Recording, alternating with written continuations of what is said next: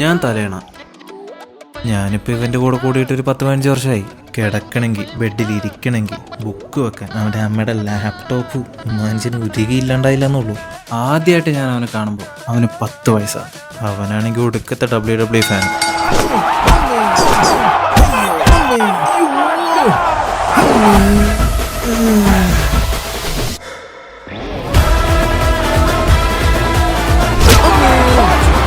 ഇതൊന്നും പോരാഞ്ഞിട്ട് രാവിലെ എണീക്കുമ്പോൾ തുപ്പലൊലിപ്പിച്ചൊരു കിടത്തുണ്ട്.